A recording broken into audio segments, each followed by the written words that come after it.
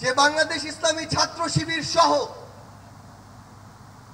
বাংলাদেশের এমন অনেক গুরুত্বপূর্ণ ব্যক্তি ছিল, সংগঠন ছিল, যাদেরকে এই খুনি শেখ হাসিনা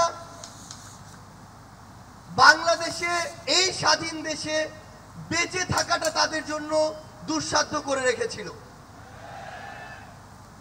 আমরা আমাদের জায়গা থেকে শুধু আপনাদেরকে একটি কথাই বলতে চাই,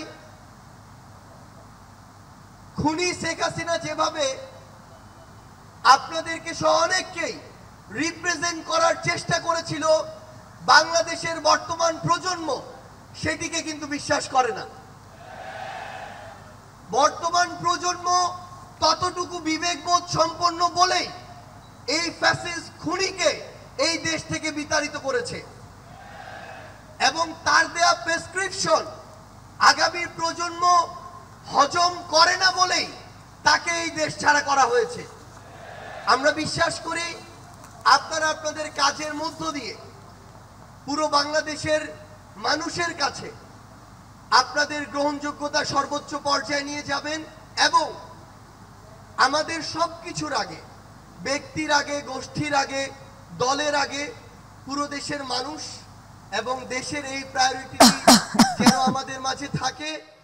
আমরা বিশ্বাস করি 24-এর অভ্যুত্থানে আমরা একসাথে হাতে হাত রেখে, কাঁধে কাঁধ মিলিয়ে, এমনকি পরিকল্পনার টেবিলে একসাথে বসে যেভাবে আমাদের কাজগুলো করেছি, আগামীর বাংলাদেশ গঠনে দেশের স্বার্থকে সবার আগে রেখে আমরা একইভাবে ঐক্যবদ্ধভাবে কাজ করে যাব। আমরা বিশ্বাস করি আমাদের চিন্তা ভাবনা যতদিন সৎ থাকবে, আমাদের কাজ যতদিন দেশ ও দেশের মানুষের জন্য থাকবে, ততদিন খুনি হাসিনার মতো যারাই আমাদের প্রতিবন্ধকতা হিসেবে সামনে আসুক না কেন, আমরা ঐক্যবদ্ধভাবে তাদেরকে প্রতিহত করতে পারব। আজকে এই কেন্দ্রীয় সমাবেশে আপনারা যারা উপস্থিত হয়েছেন, আপনাদের সকলকে এই অভ্যুত্থান পরবর্তী নতুন বাংলাদেশে, সংগ্রামের বাংলাদেশে আমরা সংগ্রামী শুভেচ্ছা জানাতে চাই। আপনাদের সাথে আমাদের আবারও দেখা হবে, যতক্ষণ আমাদের পথ সত্যের, যতক্ষণ আমাদের চিন্তা ভাবনা মানসিকতা ন্যায়ের, ততক্ষণ আপনাদের সাথে আমাদের আবারও দেখা হবে, হয় সংগ্রামের রাজপথে অথবা বিজয়। ধন্যবাদ সবাইকে। ইনকিলাব জিন্দাবাদ।